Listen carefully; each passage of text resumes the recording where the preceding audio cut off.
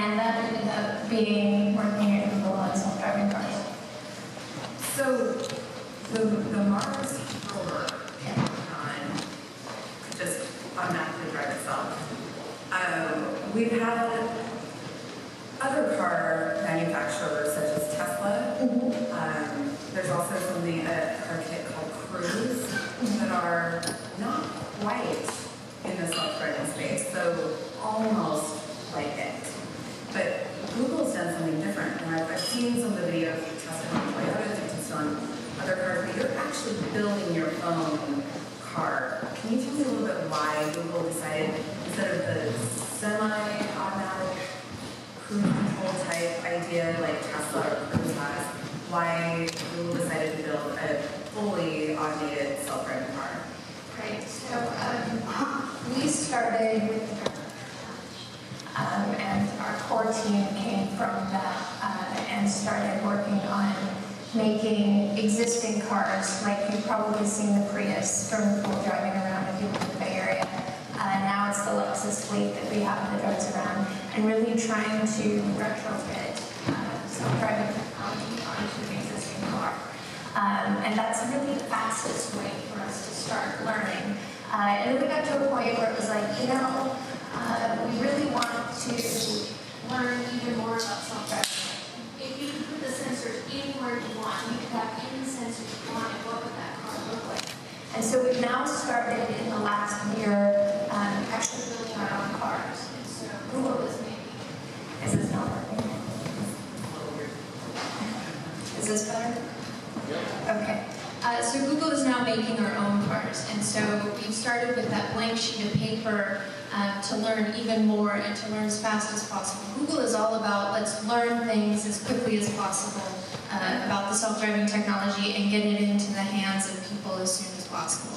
Right. So you have, I mean, the Google philosophy is, you know, move fast, very things, see what works. Which is great because you are a giant company and you can put money into different things. You can try a lot of different things out, but not everybody has the luxury of it. So you're building your own car and you're putting in different sensors. We're going to like so talk about what kind of sensors are you putting in? What's been important to you? Yeah, so it turns out that when you're doing self-driving, there's been a lot of people thinking about this since really the 60s, and there's two philosophies. There is basically you make the infrastructure, the roads, something that a car can follow. So you can imagine like rails that the cars go on, or lines on the roads. Or there is this thought of make the cars exactly like what a human does. So you or I, we see that that's a tree, that that's a cyclist, we see all of the lines on the roads, we can read the signs and know where to go. Google cheats, and we combine those two things. And so we start with the map. We might know some people who make really good maps, best maps. And so we start with the Google Maps, and then we layer on that a lot of laser technology that gives us very precision elevation maps. And then we take those, so they're Google Maps with laser high resolution map on top of that. We run that through a group of people who very automatedly label, like, this is the speed limit, this is a tree, this is lines in the road, very, very manually. Yeah, and we do that for every map of every road, everywhere we drive. And then we take that. It's a huge amount of upkeep. And so you can imagine that that map then changes over time, and so you have to be robust to that. And so on the car, we have 3 different kinds of lasers. We now make all of our own lasers internally, so we can sense things very close, we can sense things 200 meters away, we can sense that in 360 degrees. And the car the Tesla cars are really fast and stop all the time. And are you looking at something like that where you're going 70 miles an hour down the road and a small child is suddenly in front of you, or a deer, can you stop them then? Is that something you're working on? Well, so there's 2 basic vehicle projects that we have. We have what we call our freeway line, where, and you've seen those driving all over the Bay Area, where we drive the Lexus on the freeway, and those cars can stop just like a normal car can stop with the stopping distance of a regular car. And now we're building with our own cars. Because we don't need to drive fast to learn, we're building neighborhood type vehicles that drive 25 miles an hour or less, and then so those have the stopping distance of a regular vehicle. Be like your grocery getter, your mom grocery getter. Or like you can imagine in San Francisco, you could drive all over the city and it could take you to school and really get around a lot, but you're not going to go on the freeway with a car like that. Okay. Yeah. I used to have a scooter that I used to take all over town. I didn't dare get on the freeway. Right, perfect. So, similar idea. How do you see this affecting the way we drive, the way we live? I mean, there's been a lot of talk about, this change in transportation or this replacing certain people's jobs, such as taxi drivers or Uber drivers. How do you see this changing the world? Yeah, so we started by looking at the fact that 1.3 million people die in an auto accident every year in the world. And if you look at the statistics, 93% of those are because people are distracted driving. Right? Human error is a significant reason. And then you look at it and you say, well, we've got all of these people and they want to be on their phone, they want to be, texting, they want to be doing email, whatever. I'm just driving up to the city today, looking at all the people in their cars and what they're doing. It's terrifying. And really, driving is their distraction. Like, they want to not be driving, and that is the thing that is getting in their way. And so let's give them a technology where they don't have to focus on driving. And then you look at people that are very young and people that are very old, and they can't really get around. And there's a lot of people for health reasons that can't get around. And so to give them back transportation, to open that back up to them is really important to us. Do you think it would be safe enough to send a child in the car without parents, or they can have is that a possibility? So I have a 4-year-old child, and right now the leading cause of deaths from people 4 to 34 is car accidents. And my goal is that my son, who's now 4, never needs to know how to drive because he will just have car technology that can get him wherever he needs to go. So a lot of people might be afraid of that. There might be some people that say, why are we putting so much trust in technology? It's failed before. Also, it's taking people's jobs. I don't know about this. I'm sure you've had that question before. What do you usually say about it? I would not work on a project that I didn't believe that I would be able to put my own son in. And so the thing that we continuously look at Google is safety is our #1 reason why we're doing this, and safety is the #1 commitment that we have to make sure everything we're doing is extremely safe. And so that's why we're building our own prototype vehicles so that we can keep learning and figuring out what does a fully autonomous vehicle mean, and what are all of the things that we need to do to make it so that people are comfortable using that technology. So I was at the unveiling of the new brand new Tesla in LA a couple of weeks ago. It's a beautiful car, super fast. 0 to 60 in 3 seconds. It's pretty amazing. There was a rumor that it was going to be self-driving, fully self-driving, and I thought, wow, the baby Google. Because you guys have been working on this for quite a long time. It's been start? No? Okay. It's been in the news for quite a long time. Google's been working on this, and all of a sudden, the rumor was Tesla's done the same thing. But theirs is not quite self-driving.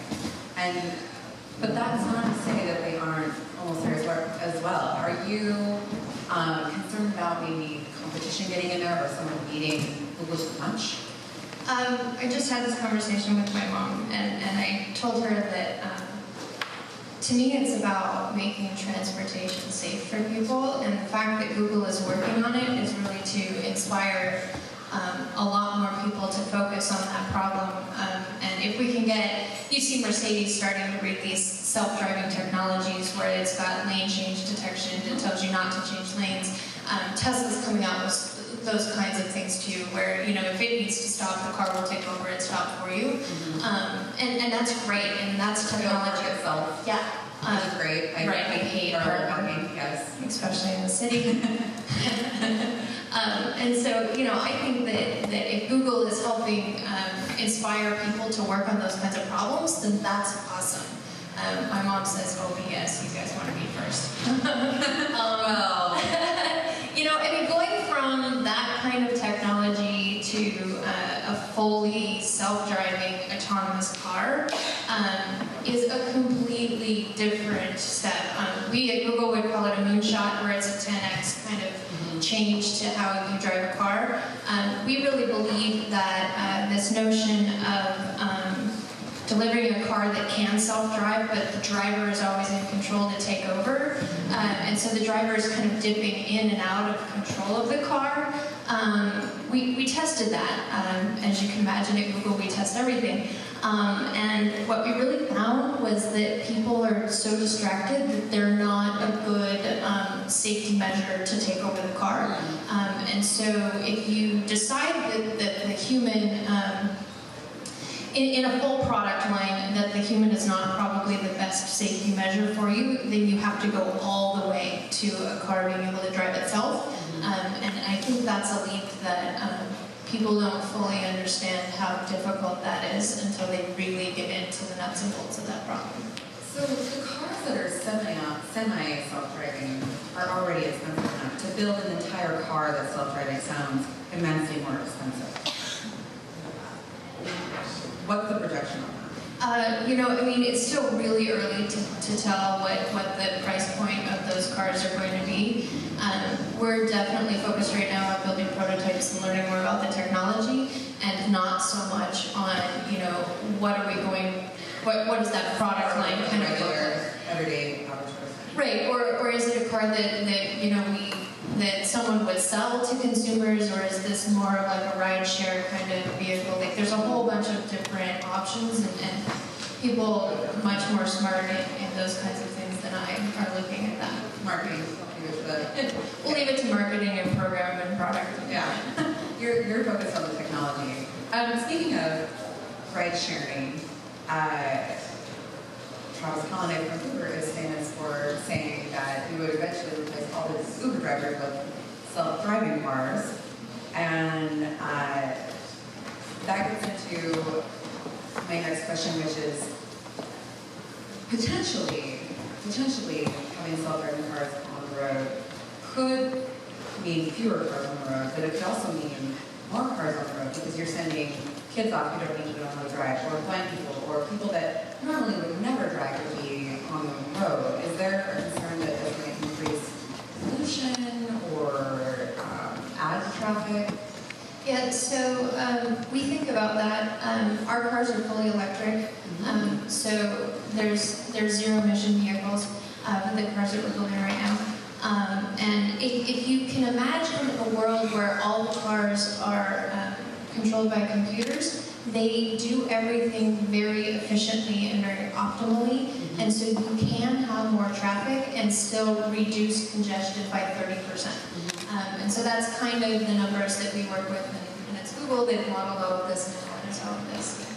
So that's their projections, that it can still reduce congestion even if you have more people on the road. There's also this interesting thing that Uber is doing right now, Uber Pool. I don't know how many people use it, but starting to really get people to ride share. Uber Pool. Yes. I have not tried it, but you know, there's interesting things there about people sharing rides, and maybe that helps reduce traffic and congestion too. Okay. All right. Fair enough. I've seen cars drive around town. I'm sure you guys have all seen the cars drive around town, at least maybe once. How far along are you on this technology? How far away are we to actually getting something that you can purchase or that is available to the public? So we have our Lexus fleet that people have probably seen. We have over 800,000 miles of autonomous driving. No, we bought Lexus and then we added. We did not buy Lexus as in Google bought Lexus. We bought Lexus cars. Let me be very clear. I know. I'm like, oh no, and I just got in trouble. No, so we bought some Lexus cars and we retrofitted self-driving technology onto those. That's the cars that people will probably seen in the world. Those have been all the way to Dubai, so we've had those in a whole bunch of different areas to really figure out self-driving in mountain roads and in desert conditions and all of that. 800,000 miles of autonomous driving, so we've gone a long way. About a year and a half ago, the program really kind of reinvented itself, and we decided to focus on city street driving. And that was the moment where we really figured out that this driver dipping in and out of control of the car, probably not a long-term place that we wanted to go. And so we really wanted to go all the way to what we call level 4 autonomy, which is a fully self-driving car. And so you're just now, if you start to go to Mountain View, you'll probably start to see the little, we call them Fireflies, but they're little prototype vehicles that we built ourselves. You're calling them Fireflies. Is that code word? Or the actual name of the car? No, that was the internal project name. I think it's cute. I'm probably in trouble for saying that, actually. But yeah, they're very cute little cars that you'll start to see driving around more. And that's so that we can really start learning about city street driving. We've now been driving on city streets and really focusing on that for the last year. And you know, the technology has increased, and we do things now like we can see a cyclist if they're doing a hand gesture. The car sees that hand gesture and predicts that what the cyclist is going to do based on that.